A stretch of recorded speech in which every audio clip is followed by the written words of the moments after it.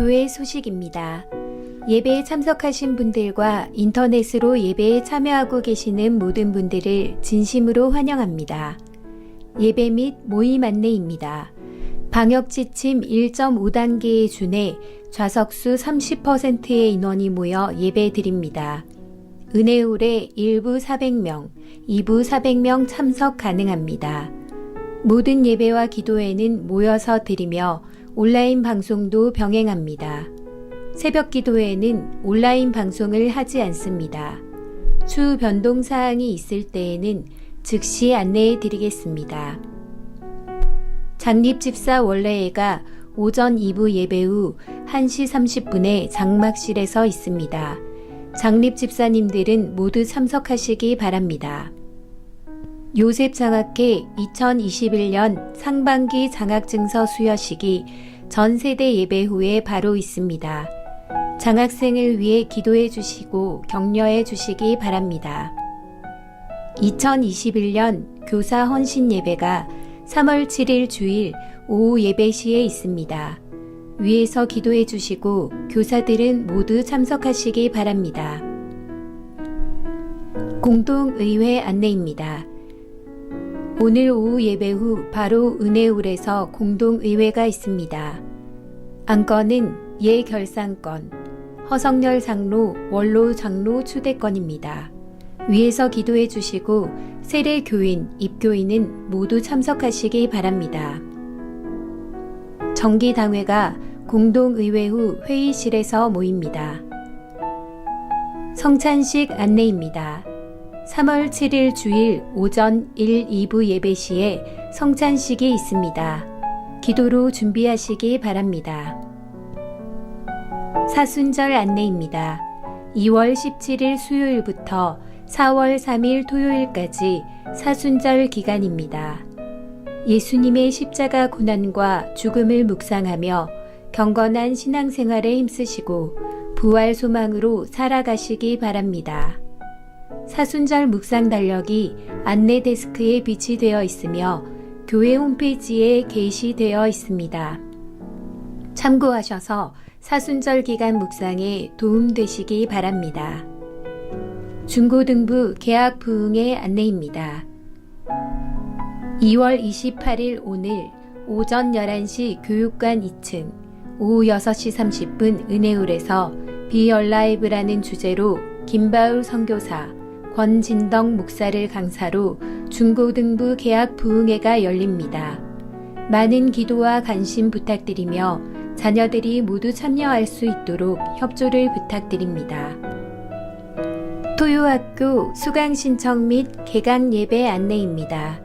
신청 기간은 3월 2일 화요일부터 3월 13일 토요일이며 접수처는 사무실입니다. 개강 예배는 3월 13일 토요일 오전 10시 30분 다니엘실에서 있습니다. 토요학교 과목 등 자세한 사항은 주보와 교회 게시판을 참고하시고 총무 박미애 집사에게 문의해 주시기 바랍니다.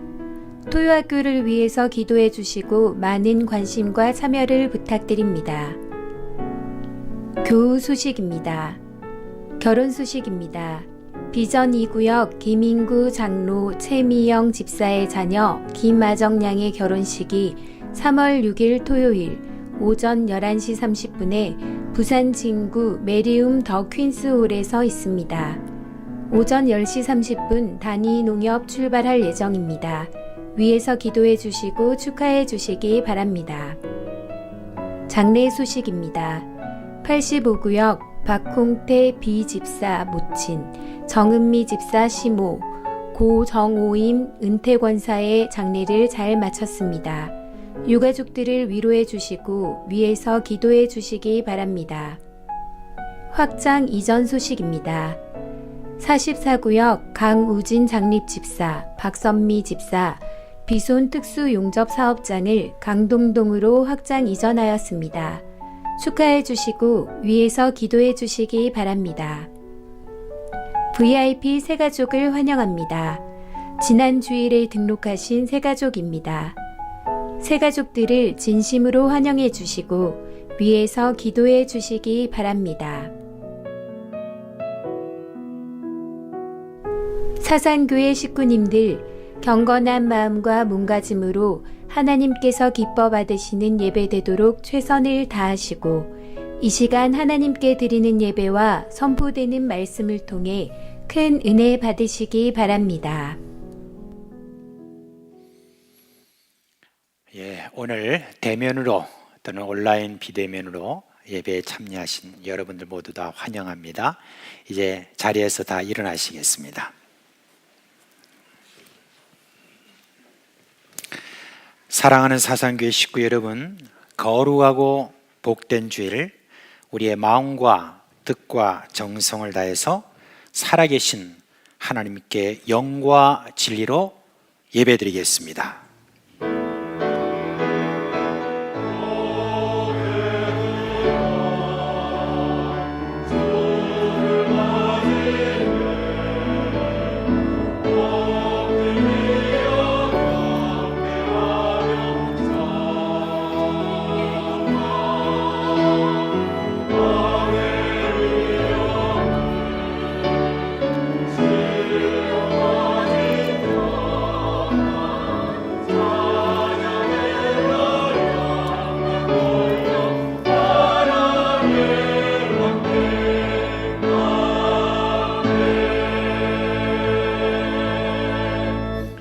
모든 영광을 받으시기에 합당하신 아버지 하나님, 우리의 찬양과 경배를 받으시고 크신 은혜를 베풀어 주옵소서. 예수님의 이름으로 감사하며 기도합니다. 아멘.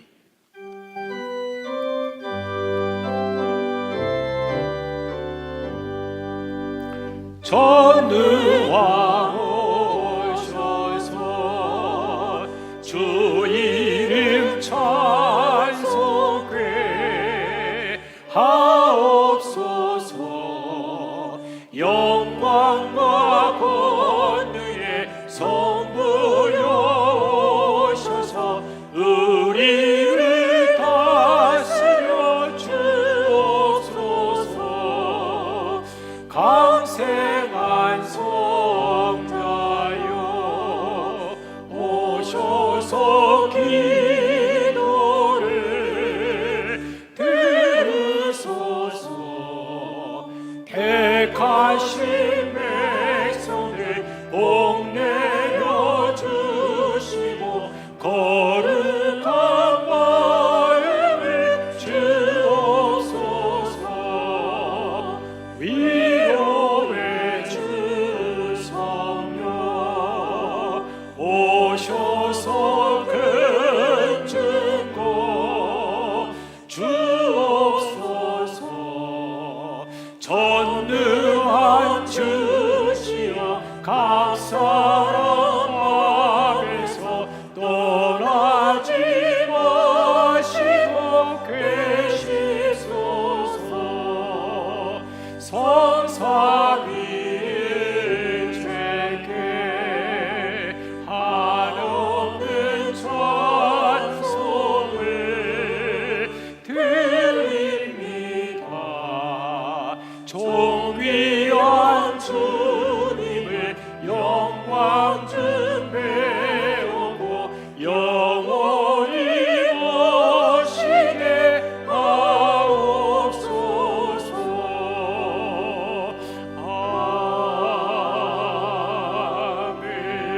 아멘. 사랑하는 사상교회 식구 여러분, 이 시간은 참회의 시간입니다. 우리가 지난 한 주간 삶을 살아오면서 여러 가지 허물과 죄가 있었습니다. 그런 부분에 대해서 고백하고 이 시간 주 예수 그리스도의 피로 값주고 사신 그 은혜에 의지해서 우리가 용서해 주시기를 바라면서 참회의 기도를 드리겠습니다. 주여 한번 다 같이 부르고 기도합시다. 주여, 오늘도 우리 자비하신 주님의 은혜 속에서 사랑받고 관심받고 살아가는 저희들이지만은 시시때때로 우리에게 다가오는 여러 시험에 제대로 대적하거나 이기지 못했고, 주여 허물로 그리고 죄로 얼룩 빚진 그런 부분들 주여 솔직히 다 주님 앞에 인정하고 이 시간 우리 주 예수 그리스도의 피에 의지해서 저희들이 주님 앞에 나아갑니다. 주여 주님이 안 계셨더라면 우리가 어떡할 뻔했습니까? 주님 오늘도 주님의 우리에게 주신 그 은혜를 따라서 그렇게 우리의 죄를 고백하오니 우리의 죄를 용서하여 주시옵소서.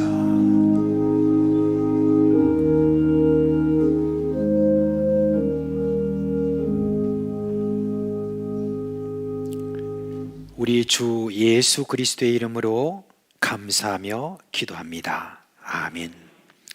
여호와께서 말씀하시되 오라 우리가 서로 변론하자. 너희의 죄가 주홍 같을지라도 눈과 같이 휘어질 것이요 진홍같이 붉을지라도 양털같이 휘게 되리라. 그러므로 이제 그리스도 예수 안에 있는 자에게는 결코 정죄함이 없나니 이는 그리스도 예수 안에 있는 생명의 성령의 법이 죄와 사망의 법에서 너를 해방하였음이라. 아멘. 나는 전능하신 아버지 하나님 천지의 창조주를 믿습니다. 나는 그의 유일하신 아들 우리 주 예수 그리스도를 믿습니다. 그는 성령으로 잉태되어 동정녀 마리아에게서 나시고 본디오 빌라도에게 고난을 받아 십자가에 못 박혀 죽으시고 장사된 지 사흘 만에 죽은 자 가운데서 다시 살아나셨으며 하늘에 오르시어 전능하신 아버지 하나님 우편에 앉아 계시다가 거기로부터 살아있는 자와 죽은 자를 심판하러 오십니다. 나는 성령을 믿으며 거룩한 공교회와 성도의 교제와 죄를 용서받는 것과 몸의 부활과 영생을 믿습니다. 아멘.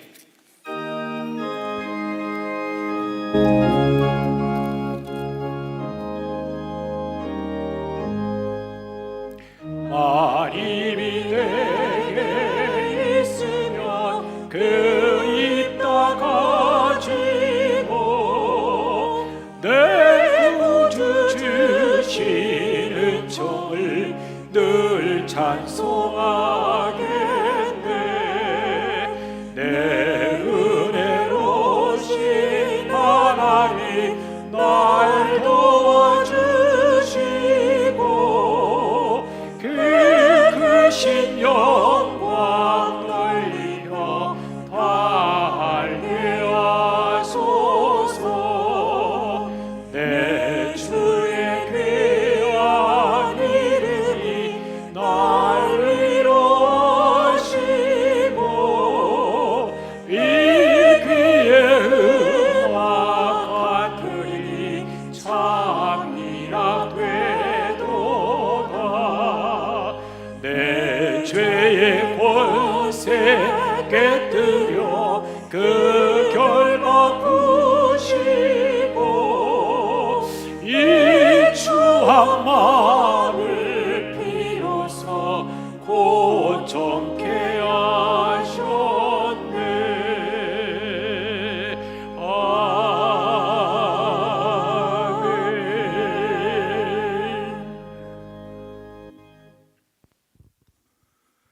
하나님 아버지, 참으로 고맙고 감사합니다.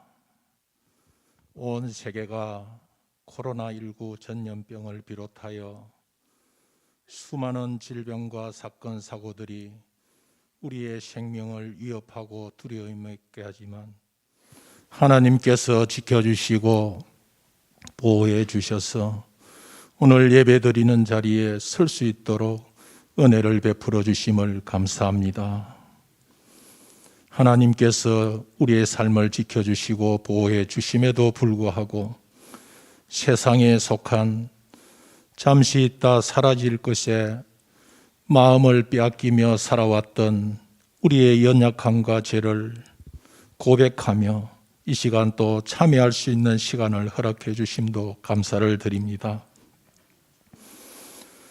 하나님 아버지, 우리가 마음을 다하고 정성을 다하여서 하나님 앞에 예배 드리기를 원합니다.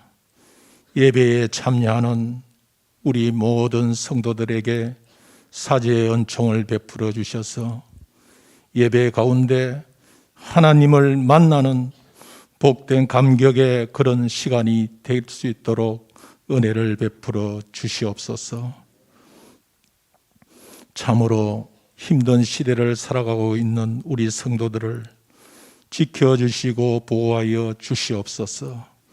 특별히 질병으로 인하여 주님을 간절히 찾고 부르짖는 성도들을 만나 주시고 그 마음의 소원들을 이루어 주시기를 원합니다.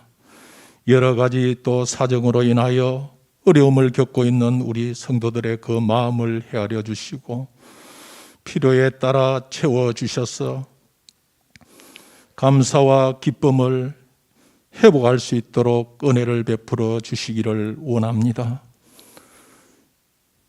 중고등부 개학 부흥회가 지금 진행 중에 있습니다. 시간마다 은혜를 풍성히 내려 주시옵소서. 참여하는 학생들과 교사들이 성령의 역사심을 체험하는 시간이 되어 하나님의 손에 붙들리는 그런 자리에, 삶의 자리에까지 나아갈 수 있도록 주님 붙들어 주시기를 간절히 바라옵고 합니다. 하나님, 우리 교회가 오직 예수님만 믿고 예수님만을 전하는 일에 힘을 다하여 예수님의 인격을 담고 예수님의 근위와 섬김을 닮아 이 사상 구민들과 부산 시민들에게 희망을 줄 수 있는 교회가 되게 하여 주시옵소서. 우리나라를 강대국들의 위협으로부터 보호해 주시기를 원합니다. 거짓된 자들의 그런 행함과 불의한 자들의 그런 행함들을 다 꺾어주시고 정직하고 공의를 행하는 자들이 시험을 받고 잘 사는 나라가 될 수 있도록 주님 은혜를 베풀어 주시옵소서. 세워주신 대통령과 위정자들을 붙들어 주셔서 민족의 미래를 화합과 일치로 잘 이끌어 민족의 통일을 이룰 수 있도록 하나님 도와 주시옵소서. 파송한 우리 선교사님들의 그 상한 처지들을 지켜주시고 보호해 주시기를 원합니다.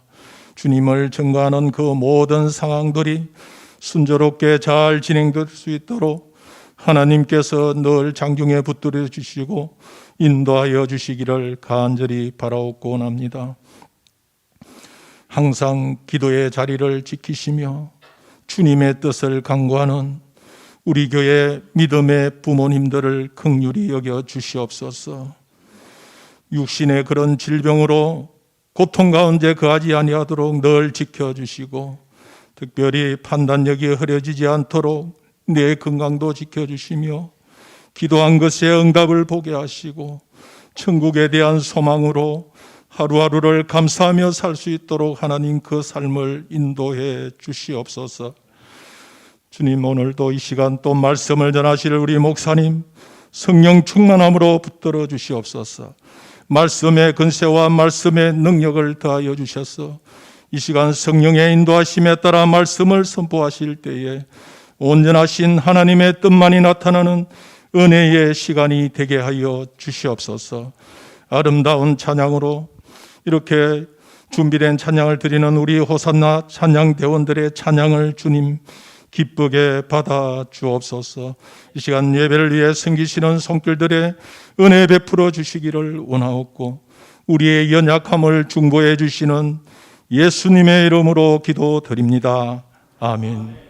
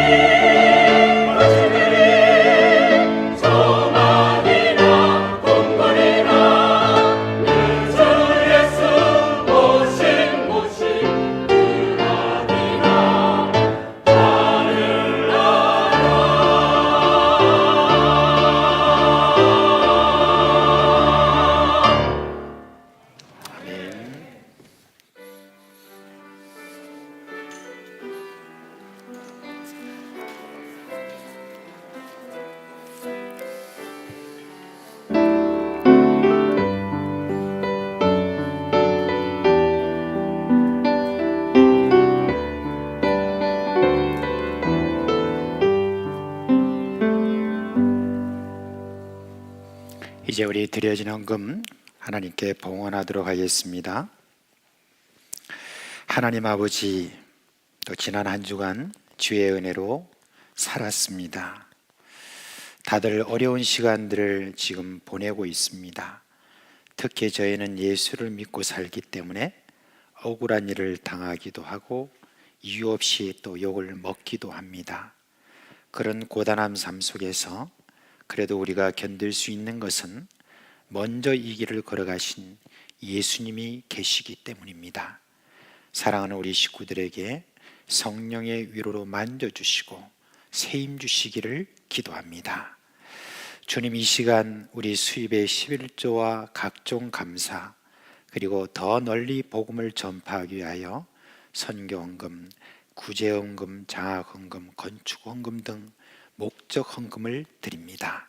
이 헌금을 받아주시고 사랑하는 식구들에게 하늘의 신령한 곳과 땅에 기름진 것으로 채워주시고 들어가도 복을 받고 나가도 복을 받고 직장과 사업터가 복을 받게 하여 주옵시고 공부하는 자녀들에게 지혜를 주셔서 그 다니는 학교에도 복을 주시기를 간절히 바라옵고 원하옵나이다. 주님, 그렇습니다. 우리는 주님께서 우리를 택하여 주시고 세상의 소금이라 빛이라고 우리를 그렇게 이끌어 주시는 주님이십니다.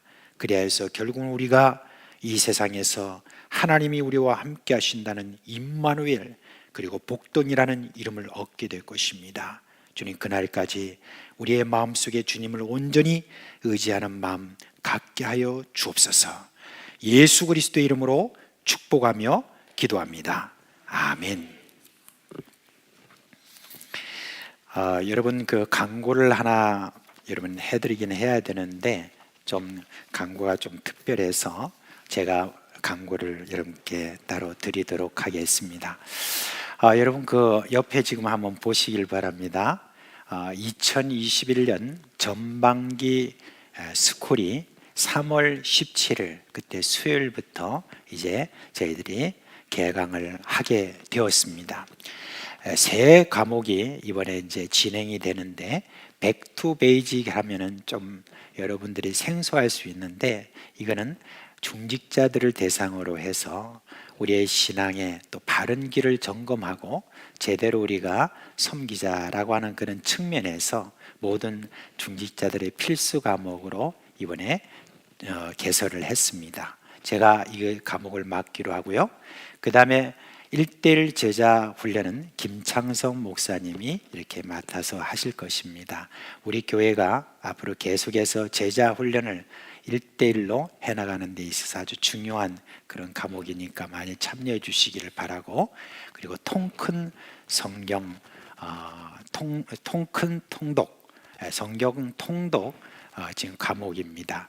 여기에는 전 교인이 다 대상으로 되어 있는데 성경을 배우고 성경을 좀 더 잘 좀 읽기를 원하는 그런 분들은 전 교인 대상으로 해서 지금 모집하니까, 여러분 권민영 목사님이라고 최갑두 원사님의 아드님인데 우리 교회 출신입니다. 아주 또 전문가로서 일을 잘 하실 것입니다. 그래서 많이 참여해 주시기를 바라는데요. 이번에 3월 17일부터 이제 저희들이 하는 만큼 미리 이제 저희들이 신청을 받습니다. 제가 하는 백투 베이직은 6주간으로 제가 하고 다른 과목들은 12주간 합니다. 근데 제가 6주간 하게 되는 이유는 뭐냐면은 우리 중직자들이 계속 잘 참석하실 수 있도록 그렇게 하기 위해서 6주 단위로 그렇게 저희들이 모집을 합니다. 이번에 거기에 참여하시는 분들은 제가 30명으로 다 이렇게 다 잘라서 그렇게 저희들이 훈련을 시키도록 그렇게 하겠습니다. 여기에 대해서 좀 더 자세한 그 내용은 여러분 여기에 보면은 담임 목사 칼럼 이번에는 없이 아니고 여기다가 그렇게 기록해 놨으니까 여러분 이걸 참조해 주셔서 빨리 선착순으로 여러분들이 사무실에 신청을 해 주시면 그러면은 받아서 그렇게 하도록 하겠습니다. 많이들 참여해 주시기를 바랍니다. 자, 이제 우리 하나님 말씀 보겠습니다. 신명기 6장 6절로 9절에 있는 말씀입니다. 신명기 6장 6절로 9절에 있는 말씀 보겠습니다.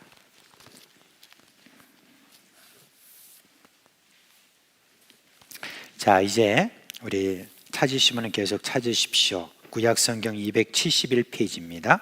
신명기 6장 6절로 9절에 있는 말씀을 우리 함께 읽겠습니다. 오늘 내가 내게 명하는 이 말씀을 너는 마음에 새기고 내 자녀에게 부지런히 가르치며 집에 앉았을 때든지 길을 갈 때든지 누워 있을 때든지 일어날 때든지 이 말씀을 강론할 것이며 너는 또 그것을 내 손목에 매어 기호를 삼으며 내 미간에 붙여 표를 삼고 또 내 집 문설주와 바깥문에 기록할지니라. 아멘. 여러분, 사람이 무엇으로 사는가라고 하는 질문을 여러분에게 한다고 하면 여러분 뭐라고 대답하시겠습니까? 사람들이 가서 당신은 무엇으로 삽니까? 라고 이렇게 물어보면 어떤 분은 나는 밥심으로 사요 하는 그런 분들도 있고, 어떤 분은 돈으로 사요 하는 분들도 있겠고, 명예를 위해서 내가 살기도 하고 또 권세를 위해서도 살기도 하고 여러 가지 이유와 목적 이런 것들이 다 있을 것입니다. 톨스토이라고 하는 러시아 문학가가 있죠. 이분이 단편으로 쓴 소설이 있는데 그게 사람이 무엇으로 사는가라고 하는 제목입니다. 그런데 결론에 가가지고 이분이 뭐를 말했냐면 사람은 사랑으로 산다라고 그렇게 했습니다. 모두가 다 일리가 있습니다. 그죠? 그러나 다른 답이 있습니다. 사람은 무엇으로 사는가 하는 데 대해서 모세는 이렇게 말합니다.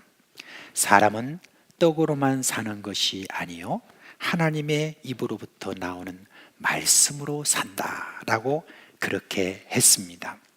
지금 여러분, 우리가 경제 사정이나 여러 가지 모든 면에 있어서 불편해지고 또 수입이 줄어지고 이렇게 하면서 우리 가운데서 모두 다 너무 어렵다, 힘들다, 죽겠다라고 하는 그런 가운데서 이 경제라든지 또 여러 어떤 그런 일들, 이런 것들 가운데서 우리가 다시 점검해야 될 일이 있다면 바로 이것입니다.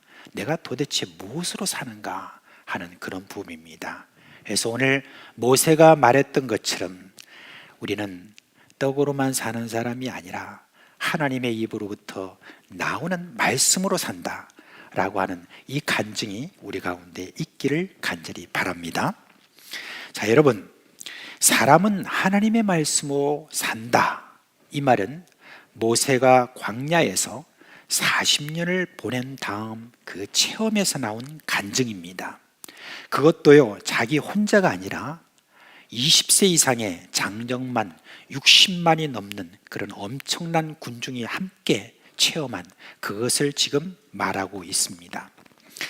모세는 40년이 끝나는 그 무렵에 거의 200만이나 되는 백성들을 모아놓고 너희들도 알다시피 우리가 무엇으로 살았느냐? 우리가 떡으로 살았느냐? 우리가 하나님 말씀으로 살았지 않느냐?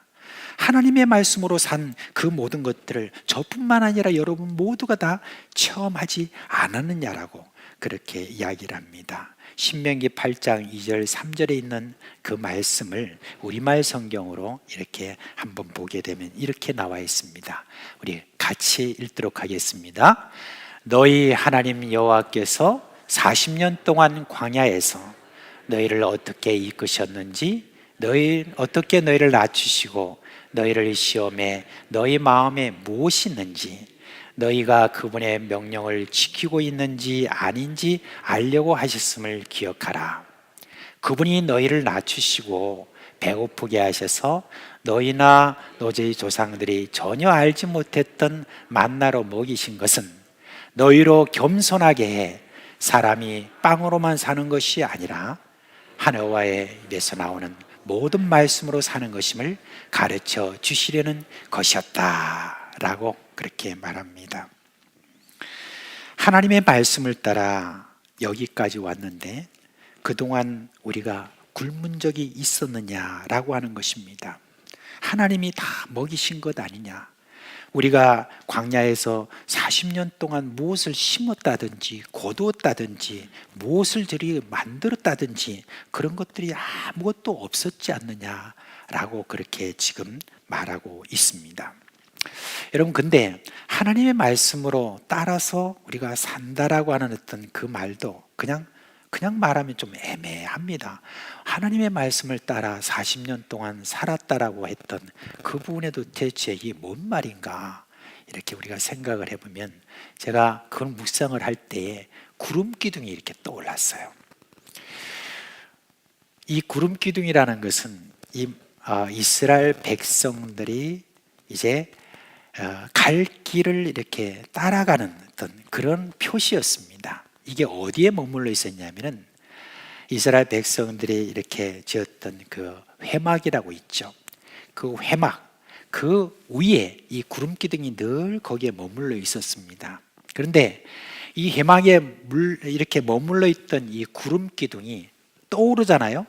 떠오르면 그때 그 주변에서 다 장막을 치고 있었던 이스라엘 백성들이 쫌쫌 자기 이제 물건들을 챙기고 이제 떠날 준비를 다 하게 됩니다.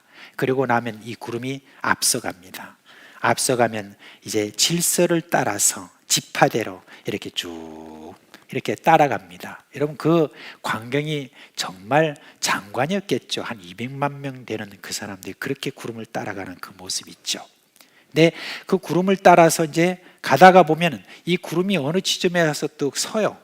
그러면 서면은 이제 이스라엘 백성들이 다 같이 이제 모여서 그 회막 중심으로 장막을 다 치고 거기서 머뭅니다. 그런데요, 이 구름이 정기적으로 움직이는 게 아니에요.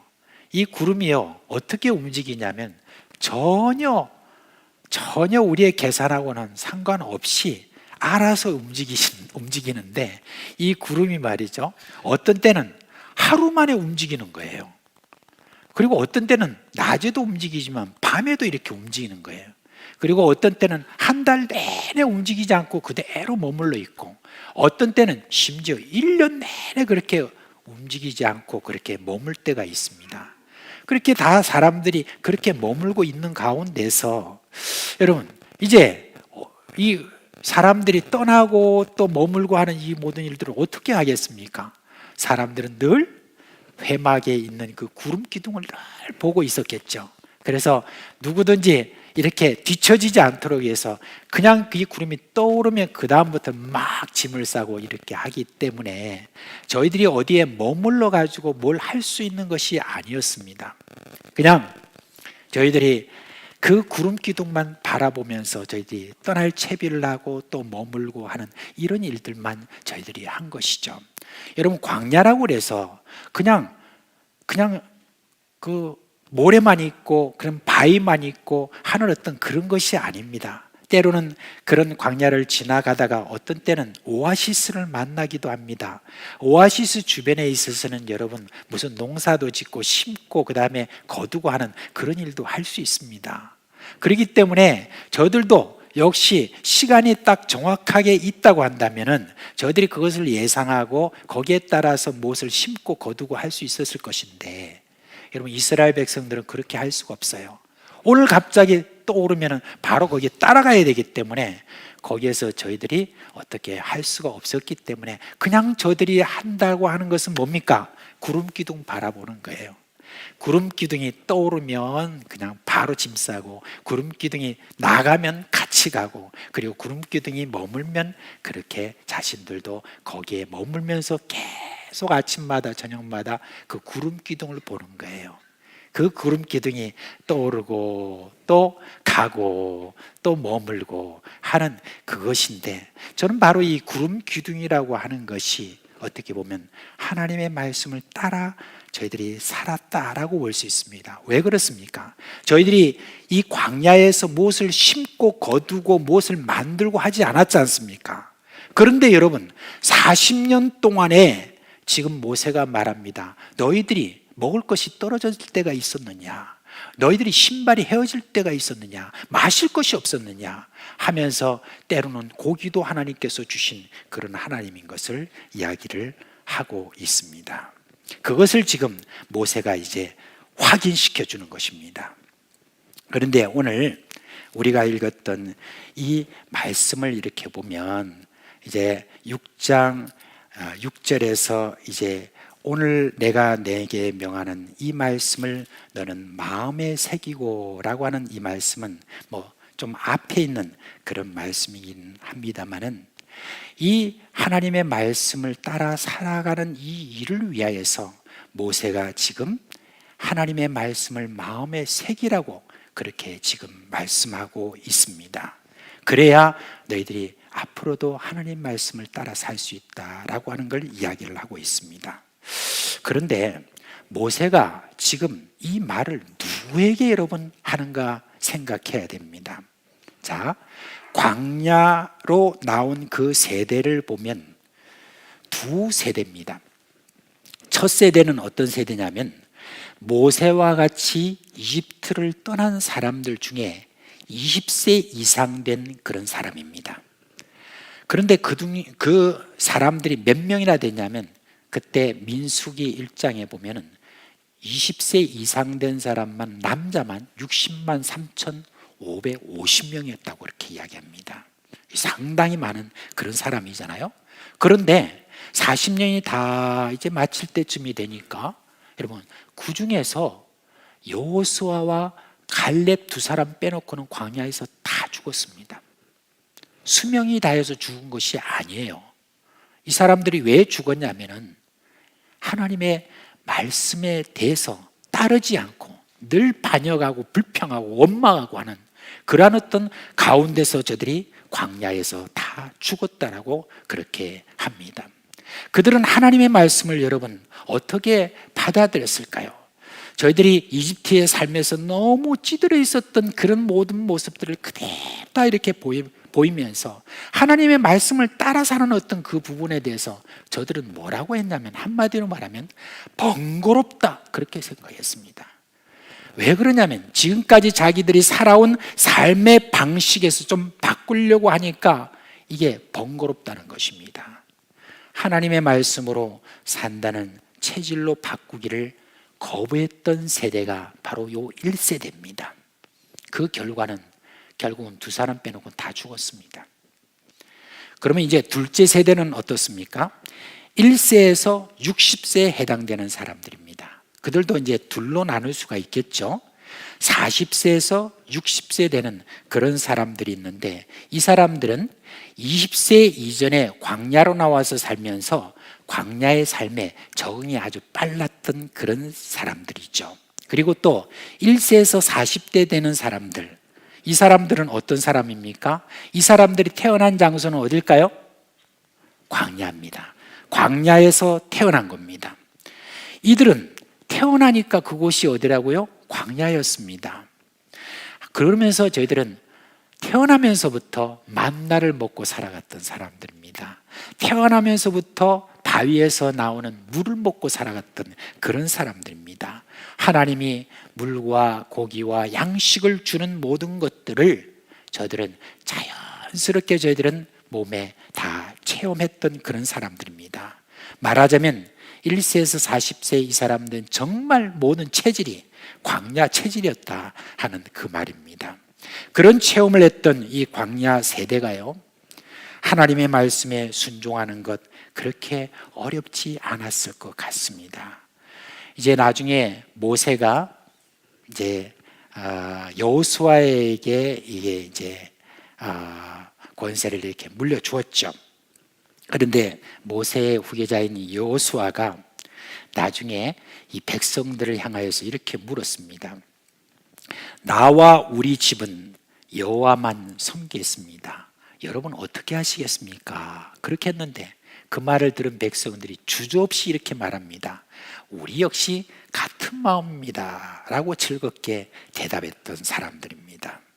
자, 이 사람들은 어디를 갖다 놔도 하나님의 말씀을 따라 산다는 것에 대해서 그래도 어느 정도 몸에 체화가 돼 있기 때문에 이 신앙을 가지고 나름대로 살아가는 그런 사람이라고 볼 수가 있습니다. 그런데 모세가 우려하는 또 한 세대가 있습니다. 그 세대는 바로 그 다음 세대입니다. 이 세대는요, 광야의 삶을 앞으로 겪지 않는 세대예요. 이들이 태어나고 살아가는 모든 환경은 어디냐면은 가나안입니다. 그 가나안에 들어가면 이제 여러분 만나는 그치고 반석에서 물이 나오는 것도 없고, 그리고 갑자기 메추라기라 팍 이렇게 막 온 지면에 쌓이는 그런 일도 없습니다. 그냥 가나안에 들어가면 저희들은 무엇을 심어야 됩니다. 그리고 거둬야 됩니다. 그런 먹을 것을 저희들이 위하여서 일을 해야 되는 그런 환경에 저희들은 살아가게 될 것입니다. 그러니까 하나님의 말씀으로 산다라고 하는 그 부분에 대해서는 저희들이 좀 이해하기 어려운 부분이 있었을 것입니다. 하늘에서 내리는 비와 태양과 바람에 의해서 땅이 비옥해지고, 때를 따라서 부지런히 심어야 곡식이 자라고, 또 가꾸어야 포도나무에서 포도가 열리고 무화과나무에서 무화과가 열리는 그런 환경이니까 하나님의 손길이 그렇게 마음에 와닿지 않았을 것입니다. 사실은 그 일반적인 환경을 하나님이 주시지 않으면 아무도 얻을 수 없었을 것인데, 광야처럼 기적적이지 않으니까 하나님의 말씀으로 산다는 것이 좀 먼 이야기로 들렸을 것입니다. 그저 그들에게는 하나님은 그냥 이전의 조상적의 하나님이고, 그냥 그 하나님은 우리가 제사를 드릴 때 좀 기뻐하는 그런 분인가 보다. 그리고 우리 조상들이 지금 말하고 있는 율법의 말씀, 규례의 말씀, 이런 모든 것들은 그냥 우리의 도덕이나 율법 그냥 지켜도 되고 안 지켜도 되는 그런 것인가 보다라고 그렇게 생각을 했던 그런 세대입니다. 그 위험성을 알고 있던 이 모세가 그 세 번째 세대가 하나님의 말씀으로 산다는 것을 체험하려고 한다면 우리가 어떻게 해야 될까? 여기에 대해서 저는 고심했을 것이고 하나님께 나아가 기도했을 것입니다. 그래서 그에 대한 답을 주신 것을 지금 이스라엘 백성들이 가르치고 있는 것이 바로 오늘 신명기 6장 6절에서 9절에 있는 그 말씀입니다. 너희는 이 말씀을 너의 마음에 새기고 라고 이렇게 지금 이야기를 하고 있습니다. 자, 근데 우리가 확인할 게 있습니다. 자, 이 말씀은 지금 누구에게 말하고 있는 것이죠? 누구에게 말하고 있는 것입니까? 다음 세대의 한 말일까요? 아닙니다. 누구에게 말하냐면 바로 광야의 체험을 온전히 가지고 있는 두 번째 세대에게 말하고 있습니다. 다시 말씀드리지만 두 번째 세대는 광야에서 하나님의 말씀으로 사는 것을 고스란히 체험한 그런 세대입니다. 그 세대가 하나님의 말씀을 어떻게 대하느냐에 따라서 세 번째 세대인 다음 세대가 하나님을 제대로 알게 된다는 것을 지금 이야기를 해주고 있는 것입니다. 자, 여러분, 신명기 6장 6절에 내가 내게 명하는 이 말씀을 너는 마음을 새기고 라고 그렇게 말을 했습니다. 다시 말씀드리지만 여기서 너는이라고 하는 이 말은 두 번째 세대를 이야기한다는 것을 꼭 기억해 주시길 바랍니다. 자, 이제 새기라는 말, 이 말은 원문에는 원래 없는 말입니다. 원래는 뭐라고 했냐면 너의 마음에 있게 하고 라고 이렇게 했습니다. 그러나 저는 이 번역이 우리 정서에 아주 꼭 맞게 했다고 생각을 합니다. 우리말에는 마음에 꼭 담아두라는 뜻으로 뭔 말이 있죠? 명심해라 하는 말이 있지 않습니까? 그래서 그 말씀이 마음에 새기라는 그런 뜻으로 지금 우리가 받아들인다면 새기라는 번역은 참 멋진 번역이라고 볼 수가 있습니다. 자, 우리 교회 올해 중요한 기도 제목이 뭐죠? 여러분, 1월 1일부터 계속해서 저희들이 기도하는 제목이 뭐냐면은 다음 세대를 위한 기도였습니다. 계속 지금 새벽마다 금요 수요 기도회 때마다 계속 저희들이 이 기도 제목을 가지고 기도하고 또 기도를 부탁하고 있습니다. 근데 여러분, 다음 세대가 위하여서 기도하는데 다음 세대가 어떻게 되었으면 좋겠습니까, 여러분? 다음 세대가 어떤 사람이면 여러분 좋겠습니까? 저는 이렇게 생각합니다. 우리 다음 세대도 하나님의 말씀으로 산다는 것을 아는 것, 이게 바로 우리 다음 세대가 되면 좋지 않겠나, 저는 그렇게 생각을 하면서 계속해서 기도하고 있습니다. 하나님의 말씀으로 사는 것을 아는 세대가 되는 것, 여러분 그 첫걸음이 뭐냐면은 하나님의 말씀을 내 마음에 새기는 거예요. 하나님 말씀을 내 마음에 새기는 거예요. 다음 세대가 새기는 것이 아닙니다. 내 세대가 새기는 것입니다. 우리 교회가 2009년에 100주년을 맞이하면서 우리가 비전 선포를 했죠. 3가지가 있습니다. 그죠? 근데 제일 첫 번째 우리가 선포가 뭐였죠? 네, 신앙을 전수하게 하소서 그랬습니다. 그러면 신앙을 전수하는 세대가 가져야 할 일이 무엇입니까? 하나님의 말씀을 내 마음에 새기는 것입니다. 우리가 말로만 신앙을 전수하게 해달라고 해봤자 신앙이 전수되는 것이 아니에요. 다음 세대의 신앙을 전수하기를 원하는 여러분이 먼저 하나님의 말씀을 마음에 새겨야 되는 것입니다. 자, 그러면 하나님의 말씀을 우리 마음에 새기려면 어떻게 해야 됩니까? 먼저 여러분 성경을 익혀야 됩니다. 마음에 새기려면 부지런히 성경을 읽어야 되고 성경을 배워야 되고 그리고 성경을 암송해야 됩니다. 제가 지난 연말에 성경을 읽은 분들 명단을 이렇게 다 받아보았습니다. 1년에 한 번 이상 성경을 읽은 분들을 딱 조사를 하니까 숫자가 176명이었습니다. 이렇게 많은 분이 1년에 한 번 이상 성경을 읽었다니까 참 감사한 일이죠. 그런데 여러분 또 다른 통계가 있습니다. 말씀을 드리겠습니다. 우리 교회 재직들이요, 은퇴하신 분들을 포함하면 몇 명이냐? 719분이십니다. 그리고 은퇴 포함해서 중직자가 몇 명이냐? 266명입니다. 그러면 여러분 중직자 266명이다 생각을 하면서 그 다음 말은 제가 안 하겠습니다.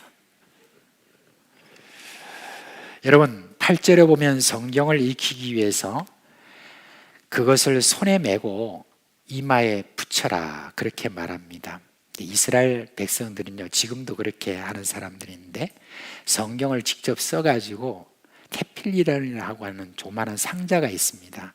그 상자에다가 딱 암송카드처럼 넣고 그리고 손목 이쪽에 팔에다가 딱 맵니다. 끈으로 메고 다니면서 때로는 그걸 열어서 그 안에 있는 내용들을 보고 성경을 또 반복해서 넣고 이렇게 하는 그런 것입니다. 오늘날 말하면 호주머니에 넣고 다니는 암송카드라고 이렇게 보시면 됩니다. 참 열심히 없으면 그렇게 안 되겠죠? 그리고 또 저들은 어떻게 합니까? 9절에 보면 진문설주와 대문에도 써붙이라고 합니다. 집에 나갈 때도 보고 들어올 때도 보고 계속 보는 것 아니겠습니까? 그렇죠? 여러분 우리 이제 무슨 안 믿는 사람이나 여러 모든 사람들 이렇게 집 대문 앞에 이렇게 붙여져 있는 가장 많이 붙여져 있는 것이 보니까 가화만사성 이런 것들이더라고요. 그걸 계속 보니까 그냥 저절로 다 이렇게 외워지는 그런 것 아니겠습니까? 그죠? 이건 지금 다 반복하라는 것입니다. 저는 성경을 마음속에 새기는 데 있어서 참 좋은 방법은 성경 암송이라고 그렇게 생각을 합니다. 제가 우리 자매님들이 참 많은데 죄송하지만 군대 이야기 해야 되겠습니다. 예. 제 기억에 군대에 이렇게 가서 참 외운 것들이 참 많았던 것 같아요. 근데 그걸 강제로 제가 이렇게 외우게 되었는데 왜냐하면 저녁이 되어서 점호를 할 때마다 그때마다 계속 우리에게 외운 것을 이렇게 물어보기 때문에 그때 만약에 지적을 당하였을 때 바로 제가 그냥 거기 대답을 못하게 되면 그냥 맷찜질을 이렇게 당하는 그런 일들이 있었기 때문에 많이 외웠던 것 같아요. 그래서 뭘 그때 외웠지 하는 게 이제 캄캄해서 한번 인터넷으로 찾아봤습니다. 찾아보니까 거기에 나와요. 예, 거기에 보니까 뭐라고 나와 있냐면 군대 입대하기 전에 꼭 숙지해야 될 상황 그런 것들이 나와 있어요. 그래서 이제 군대 들어가서 점호 때 맞지 않으려면은 군대 들어가기 전에 미리 외워놔라. 그렇게 이제 나와 있더라고요. 그래서 제가 참 정말 요즘 다르다 그런 생각이 했습니다. 거기에 보니까 복무신조, 그 다음에 애국가 1절부터 끝까지 다, 그 다음에 주요 군가, 또 수화 절차, 뭐 신고 요령 이런 것들을 다 외워가라고 그렇게 권고를 한 것을 볼 수 있습니다. 근데 제가 옛날에 가만히 생각을 해봤습니다. 그러면서 이 점호하면서 다 이렇게 서 있을 때 처음 이렇게 지적을 딱 받을 때는 여러분 좀 외워도 이게 바로 이렇게 입으로 잘 나오지를 않았습니다. 그러면 또 매를 맞고, 그러고 난 다음에 계속해서 또 반복하고 계속 이렇게 반복을 하고 나니까 그 다음에 누가 와서 김일병 하면서 탁 찌르면서 복무 신조 4조 이렇게 하면 그냥 바로 입에서 튀어나오는 거 있죠. 근데 그 입에서 튀어나오게 된 것은 어떻게 돼서 그러냐면은 반복하고 반복을 하니까 그냥 내 기억 속에 남아있는 것이 아니라 어떻게 된 줄 아세요? 내 몸에 남아있게 되는 거예요.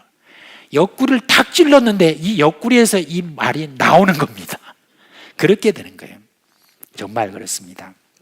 제가 옛날 제자 훈련을 받을 때 그때 저를 가르치던 분이 참 재미있는 이야기를 해줬어요. 그것도 성경 말씀의 근거를 가지고 이야기를 하는데, 성경 말씀에 보면은 뭐라고 나냐면 하나님의 말씀은 몽둥이와 같지 않느냐, 하나님의 말씀은 불같지 않냐느냐, 하나님의 말씀을 칼같지 않느냐, 좌우의 날선 어떤 검보다도 예리하지 않느냐, 그렇게 이제 이야기를 하면서 아주 재미있게 이야기를 해요. 사탄이 탁 다가오면은 그 사탄을 향하여서 먼저 몽둥이로 찜질해라. 하나님 말씀으로 몽둥이로 찜질하는데도 요놈이 스물스물 이렇게 거리면서 더 다가오거든. 그 다음에는 칼로 찔러버려라. 하나님 말씀으로. 근데 이놈이 더 살아 움직이는 것처럼 꿈틀거리면 그때는 어떻게 하느냐, 하나님 말씀으로. 지금 집중 안 하고 있죠. 하나님 말씀으로 어떻게 하라고요? 불살라 버려라. 그렇게 하면서 하나님의 말씀이 내 몸에 딱 체화가 되면은, 반복해서 암송이 되고 이렇게 되면은 여러분 사탄이 올 때 바로 내 몸에서 튀어나오는 하나님의 말씀으로 승리할 줄 믿습니다. 여러분 또 한 가지 말씀드린다면은, 말씀을 우리가 마음에 새겨지는 아주 중요한 요소가 있습니다. 그거는 뭐냐면 깨달아지는 겁니다. 여러분 지금 우리 중고등부 학생들이 지금 이게 개학부흥회를 하고 있잖아요. 그 개학부흥회를 이렇게 하게 될 때 어떤 때는 그런 부흥회, 개학부흥회나 아니면 수련회 이런 때가 중고등학생들은 참 이 깨닫는 어떤 순간들이 이렇게 많이 옵니다. 근데 여러분 어떻게 우리가 깨닫느냐, 그렇게 했을 때 여러분 성경 말씀은 여러분 성령의 감동으로 기록된 거잖아요, 그렇죠? 성령의 감동으로 기록된 말씀이기 때문에 우리가 깨달을 때는 어떻습니까? 누가 역사하는 거죠? 성령이 역사하는 거예요. 성령이 딱 역사하는, 우리가 성경을 읽을 때, 그리고 성경 말씀을 딱 들을 때, 그리고 설교를 들을 때, 그때 여러분 암송할 때, 이럴 때 성령이 강하게 자기에게 한번 역사하면 깨달아질 때, 그때는 여러분 마음에 팍 새겨지는 그런 역사를 여러분 체험하게 되는 것입니다. 그런데 이런 일을 위해서 여러분께 권고를 드립니다. 여러분 마음속에 아직도 추하고 더러운 어떤 그런 생각이 여러분 마음속에 가득하고, 남을 미워하고 시기하는 어떤 그런 마음들이 여러분 마음속에 아직 이렇게 들어있다고 한다면, 여러분 성령의 그 인도함을 따라서 그렇게 깨닫기는 어렵습니다. 여러분 이런 모든 것들에 대해서 여러분 내 마음속에 그것이 들어앉아 있지 않도록 순간순간적으로 여러분 그걸 거절해야 됩니다. 그리고 거부해야 되고, 그리고 그런 것에 대해서 싫어해버려야 됩니다. 싫다. 내가 다른 사람 미워하는 거 싫다. 내가 다른 사람 시기하는 거 싫다. 여러분 우리가 다 도토리 키재기예요. 저 같은 경우에도 시기심이 일어나고 저 같은 경우에도 미움이 일어나고 다 일어납니다. 누구나 할 것 없이. 그러나 그때 바로 내가 싫다라고 그렇게 선포를 하게 되면 내 마음에 들어앉아 있지는 않습니다. 더럽고 추한 그런 생각이 앞에 다가올 때라도 싫다 하면서 여러분 우리가 거부하게 되면 바로 성령이 역사를 해요. 그래서 그게 내 안에 마음에 새겨지지 않고 그냥 떠돌아 그냥 도망가 버립니다. 그렇게 되면요 여러분 성령께서 내게 역사하시는 것을 더욱더 체험할 수 있습니다. 하나님의 말씀이 내 마음에 새겨지는 것을 여러분 우리는 더욱더 체험할 수가 있습니다. 그런 어떤 세속적인 이런 모든 것들에 대해서 계속해서 여러분들이 거부하는 그런 마음을 가질 때 성령이 역사하셔서 성령에 따라서 하나님의 말씀이 읽어지고 그 말씀이 여러분 깨달아지면서 내 마음에 새겨지는 그런 것입니다. 그렇게 되면요 여러분 하나님의 말씀이 튀어나와서 역사하는 그런 역사를 여러분이 많이 체험하게 됩니다. 그리고 어떤 어려운 상황 속에서도 여러분이 이런 고백을 하는 거예요. 나는 하나님의 말씀으로 산다. 그 말씀으로 내가 산다. 누가 뭐라고 그래도 나는 하나님의 말씀으로 산다 라고 하는 그런 고백을 여러분이 할 수가 있는 것입니다. 또 하나 여러분 7절에 보면 내 자녀에게 부지런히 가르치라고 했습니다. 마음에 새겨지기 위한 방법 중에 가르치는 것은 여러분 아주 좋은 방법입니다. 가르치기 위해서 준비하는 것이 사실 그냥 배우는 것보다 더 많이 배울 수가 있습니다. 어느 정도 부지런히 가르치라고 했냐면은 집에 앉았을 때든지 길에 갈 때든지 누워 있을 때든지 일어날 때든지라고 이렇게 말합니다. 이 말은 자녀들과 함께하는 모든 시간을 말하는 것이죠. 자녀들과 함께 있는 모든 시간에 계속 하나님의 말씀을 가르치라고 그렇게 지금 이야기를 하고 있습니다. 그런데 여러분 문제가 있잖아요. 자녀들과 대면할 시간이 적다는 것이죠. 그죠? 아이들이 커갈수록 부모와 대면할 시간이 더 적어지고 있는데 어떻게 아이들에게 하나님 말씀을 가르치는 말이라고 그렇게 간변할 수 있습니다. 지금도 역시 우리는 후회하는 것들 중에 하나가 뭐냐면 내가 좀 더 어렸을 때 얘에게 하나님의 말씀을 더 가르쳤으면 좋았을 것을 하는 그런 생각이 여러분이 있었잖아요. 그죠? 그런데 여러분 우리가 그럴 여유가 참 없었잖아요. 그죠? 그럴 여유가 많이 없었잖아요. 부모는 직장 생활이다, 자녀들은 학교 공부다고 해서 겨우 주일 정도 얼굴을 보고 하는데 여러분 이게 참 가능하냐라고 우리가 말할 수밖에 없습니다. 물론 뭐 유대인의 무슨 교육 이렇게 해가지고 가면은 유대인들은 다 그럴 것 같은데 그 사람들 중에 얼마 안 되는 사람만 그렇게 한다고 제가 이야기를 들었습니다. 정말 그렇습니다. 이것은 여러분 우리가 말씀을 보긴 보는데 이런 어려움들은 어제 오늘의 그런 이야기가 아닙니다. 저는 자녀를 가르치는 일에 대해서 개인 가정에 맡기는 것에는 한계가 있다고 생각합니다. 그리고 그 모든 것들이 다 맞다고 그렇게 할 수도 없습니다. 그래서 여기서 말하는 자녀들을 가르치는 것에 대해서는 이스라엘 백성들을 놓고 하는 그런 말로 생각을 해서 오늘날로 말하면 교회 공동체가 함께하는 것, 그것이 저는 효과가 있다고 생각을 합니다. 여러분 우리 자식들을 자녀들을 같이 가르쳐 봅시다. 이게 무슨 말이냐면 교회 주일학교에 교사로 섬기는 것입니다. 서로 품앗이 하는 거예요. 저는 우리 교회에 교사가 더 많으면 참 좋겠다 생각을 하고 있습니다. 어떤 분들은 아이고 내가 지금 이제 60, 70이 됐는데 무슨 교사를 해요 이렇게 하는 분도 있고 어떤 분들은 이제 교사를 이제 놓으려고 하는 그런 분들이 있을 때 제가 이야기를 합니다. 모세는 80세 교사를 시작했습니다. 그렇게 했습니다. 그러면서 지미 카터 이야기도 합니다. 지미 카터가 지금 여러분 100세가 다 된 분이에요. 그런데 이제 너무 연세가 많아가지고 아이들을 가르칠 수가 없지만 세상에 어떤 분이 인터뷰를 했어요. 인터뷰를 해보니까 아직도 주일학교 교사에 대한 그런 자기는 좀 마음이 있다는 그런 이야기를 했다고 했습니다. 여러분 우리가 다 여러분 교사로 다 섬길 수 있는 그런 지금 자격이 있습니다. 우리 주일학교로 유명한 꼭동산교회라고 여러분 들어보신 적이 있는지 모르겠습니다. 그런데 이 교회의 주일학교 교사가 2016년 통계로 몇 명이냐면 무려 1,500명이었답니다. 근데 주일학교 애들이 몇 명이냐? 그러니까 주일날 출석하는 애들이 거의 4,000명이나 된다고 합니다. 대단하죠, 그죠? 그 교회 교인들이 몇 명이냐 하는 것에 대해서는 거기 제대로 나와 있지 않기 때문에 모르지만 그렇게 많은 사람이 아니라고 그렇게 이야기해요. 주일학교 애들이 진짜 많다고 이렇게 이야기를 합니다. 그러니까 주일학교 교사들은 어떤 사람들이냐면은 그 교회 장로님, 장님, 집사님, 권사님, 집사님 할 것 없이 우리 청년들 뭐 할 것 없이 다 주일학교 교사로 그렇게 동원된다고 그렇게 합니다.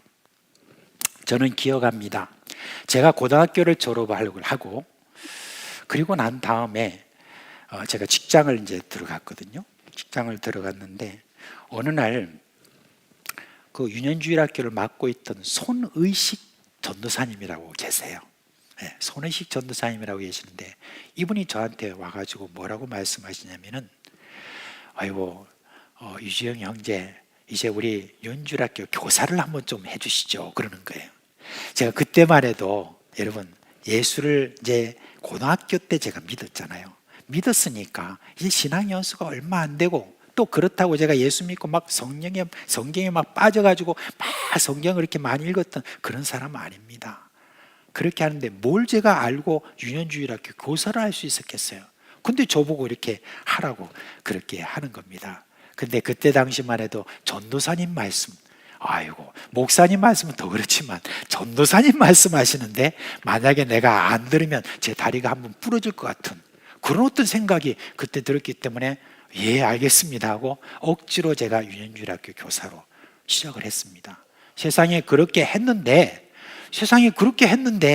제가 뭘 압니까? 모르니까 계속 열심히 성경을 이렇게 보고 성경을 이렇게 보고 또 다른 분의 어떤 설교라 이런 것들을 계속 보면서 열심히 준비를 해가지고 주일학교 아이들을 그때 제가 가르쳤습니다. 이렇게 가르치는 그런 가운데 제게 저 믿음도 성장하고 또한 하나님의 말씀을 마음에 새기기도 하고 하는 그런 일들을 많이 할 수 있었습니다. 여러분 가르치는 것을 통해서 거기에 참여함을 통해서 그렇게 여러분 마음에 새기는 그런 방법도 있는 것입니다. 아무튼 여러분 오늘 모세가 다음 세대가 하나님의 말씀으로 살 수 있게 우리가 하려고 하면은 바로 너희가 하나님의 말씀을 먼저 마음에 새겨야 된다라고 하는 이것이 아주 중요한 것입니다. 여러분 모세는 이렇게 말했습니다. 나 같은 선지자가 또 올 것이라고 했는데 그 나 같은 선지자가 1500년이 지난 다음에 그분이 오셨어요. 그분이 누굴까요? 예수님이죠. 그 예수님이 다시 이 말씀을 꺼내셨어요. 사람은 하나님의 말씀으로 산다 그렇게 했습니다. 예수님께서 이 땅에 오셨습니다. 오셔가지고 사역을 시작하기 전에 성령의 강권함에 따라서 광야로 나가서 저가 40일 동안 금식했습니다. 그리고 난 다음에 줄이신지라 배고프셨죠. 얼마나 배고프셨겠습니까? 그때 사탄이 와가지고 저를 시험했습니다. 네가 하나님의 아들이거든 이 돌로 떡을 만들어라 그렇게 했습니다. 그때 예수님께서 바로 몸에서 튀어나오는 말씀으로 뭐라고 했습니까? 사람이 떡으로만 사는 것이 아니요 하나님의 입으로부터 나오는 말씀으로 살 것이다. 그러니까 그냥 사탄이 혼비백산 이렇게 단언하는 것 그런 것을 우리가 볼 수가 있습니다. 예수님이 여러분 사탄만 이기는데 사용을 하신 겁니까? 하나님의 말씀을? 그렇지 않습니다. 예수님은 하나님의 말씀으로 병자들을 고치시고 하나님의 말씀으로 귀신을 쫓아내시고 하나님의 말씀으로 약한 자들을 강하게 하시고 하나님의 말씀으로 먹이고 하나님의 말씀으로 죽은 자를 살리셨습니다. 그 예수님이 여러분 참 감사하게도 우리에게 이렇게 말씀하셨습니다. 내가 너희 안에 있고 내 말이 너희 안에 거하면 무엇이든지 원하는 대로 구하라. 그리하면 이루리라. 이 말씀하셨습니다. 여러분, 하나님의 말씀이 내 마음 안에 새겨져 있으면요, 예수 그리스도의 인격이 나타납니다. 하나님의 말씀이 내 마음에 새겨지게 되면 예수 그리스도께서 이 땅 가운데서 계실 때 하셨던 그 모든 능력이 나타난다는 것입니다. 그걸 지금 약속을 하신 겁니다. 그러면서 예수님께서 제자들에게 너희들은 앞으로 내가 한 것보다 더 큰 일을 하리니라고 그렇게 말씀하셨는데, 세상에 사도행전에 가보니까 사도들이 더 큰 일을, 더 넓은 지역에서 그렇게 병자들을 고치고, 그리고 귀신을 쫓아내고 먹이고 죽은 사람 살려내는 그와 같은 일들을 저희들이 그렇게 했던 것을 볼 수가 있습니다. 저는 그렇게 생각해요. 여러분, 교회가 가지고 있는 힘이 무엇일까? 교회가 가지고 있는 힘이 무엇일까? 그렇게 했을 때 하나님의 말씀의 역사가 일어나는 그것이 바로 교회가 가진 힘이 아니겠습니까? 그죠? 하나님의 말씀을 그렇게 이야기를 하면서도 하나님의 말씀의 그 역사가 이 가운데 쏟아지지 않는다고 한다면은 여러분, 참 웃음꼴이 되지 않겠습니까? 오늘날 병자가 낫지 않는, 귀신이 쫓겨나가지 않는 그런 어떤 일들이 그저 자연스럽게 우리에게 그게 당연하다고 생각되는 그런 교회라고 한다면 여러분, 이 얼마나 슬프고 안타까운 일이겠습니까? 그렇지 않습니까? 여러분, 그런 안타까운 마음으로 뭐가 문제냐라고 하는 것에 대해서 계속해서 기도하면서 제가 보게 될 때에 여러분, 하나님의 말씀을 지금 두 번째 세대가 어떻게 대하느냐에 거기에 숙제가 있었습니다. 하나님의 말씀을 마음에 새기는 것을 소홀히 하고 먹고 마시고 보고 즐기고 하는 이 일에 있어서 더 관심을 가지고 그렇게 살아가는 이 세대, 그 다음 세대가 도대체 어떻게 하나님 말씀으로 살 수 있겠다고 그렇게 우리가 생각할 수가 있겠습니까? 여러분, 교회는 다릅니다. 하나님의 부름을 받은 성도는 다릅니다. 하나님의 부름을 받은 성도는 분명히 다릅니다. 사람들은 돈으로 살고 힘으로 살고 권세로 살고 심지어 아빠 찬스, 무슨 엄마 찬스라고 있다면서요. 그런 것으로 여러분 산다고 생각할지 모르지만 우리 그리스도인은 뭡니까? 하나님의 말씀으로 사는 것입니다. 여러분, 이를 위해서 우리 하나님의 말씀을 내 마음에 새기는 것, 여러분 이거 부지런히 우리가 해야 될 것 같습니다. 지금 다음 세대를 보면서 안타까워하는 어떤 그런 마음만 가지지 말고 내가 하나님의 말씀을 내 마음에 새겨야지, 이 말씀이 튀어나와서 역사가 일어나는 그 역사를 내가 봐야지 하는 그런 마음을 가지고 여러분, 그렇게 우리가 마음의 열심을 가지고 있는다면은 여러분, 나도 하나님의 말씀으로 사는 재미도 있지만 다음 세대도 하나님의 말씀으로 살게 되는 그런 결과를 우리가 보게 된다는 것입니다. 여러분, 지금 여러분들 가운데 거의 부모님들이시잖아요. 거의 부모님들이신데 지금 자녀들이 10대, 20대, 30대, 40대, 심지어 50대, 60대 가까운 그런 자녀들이 있을 것입니다. 이 자녀들 가운데 믿음에서 떠난 자녀들도 있겠고, 또 어떤 자녀들은 골치 아프게 교회도 안 나오겠다고 그러고, 어떤 자녀들은 이런 저런 모양으로 지금 하나님을 전혀 잘 믿지 않는 그 모습을 보면서 여러분 마음속에 안타까워하는 것도 있을 것입니다. 어떤 분은 벌써 손주가 있는데 손주도 저렇게 지금 자녀들이 안 믿으니까 손주들도 앞으로 미래를 생각해 볼 때 너무너무 안타깝고 무서운 마음까지 여러분 들지 모르겠습니다. 근데 여러분 믿으십시오.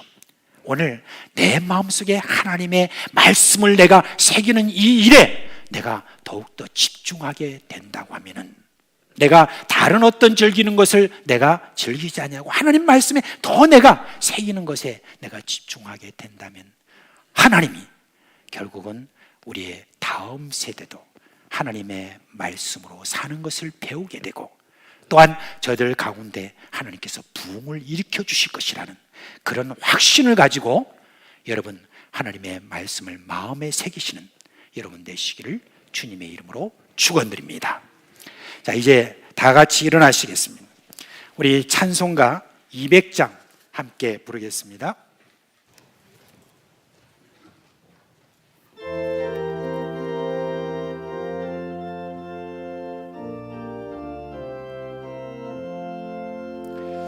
달고 묘한 그 말씀, 생명의 말씀은 귀한 그 말씀 진실로 생명의 말씀이 나의 길과 믿음 밝히 보여주니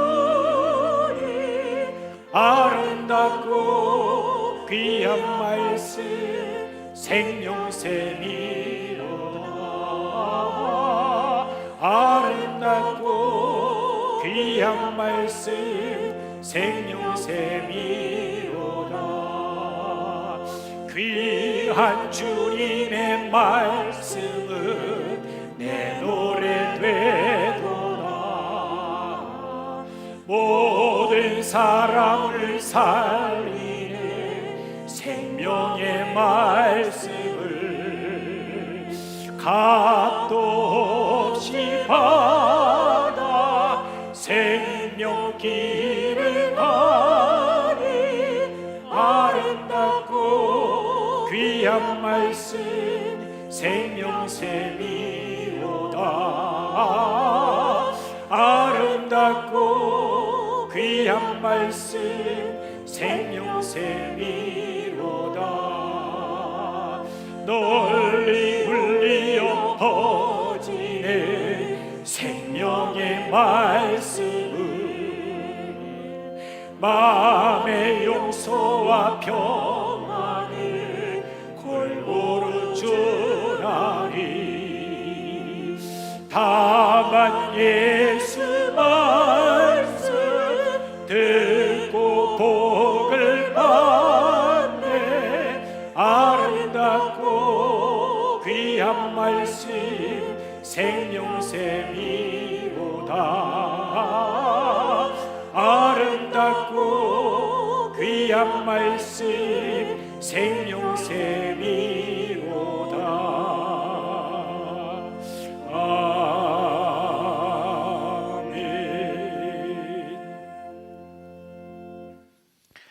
여호와는 내게 복을 주시고 너를 지키시기를 원하며 여호와는 그의 얼굴을 내게 비추사 은혜 베푸시기를 원하며 여호와는 그 얼굴을 너에게로 향하여 드사 평강 주시기를 원하노라.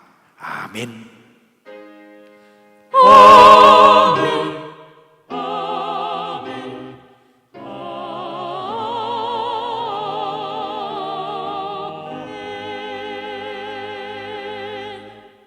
할렐루야. 예, 우리 서로 얼굴 보시면서 이렇게 한번 해보시죠. 하나님 말씀을 마음에 새기자. 예, 하나님 말씀 마음에 새기자. 네, 감사합니다. 또 이제 한 주도 주님의 은혜 가운데 잘 보내시기를 바랍니다. 오늘 공동회에 있다는 거 기억하십시오. 공동회에 꼭 기억하시길 바랍니다.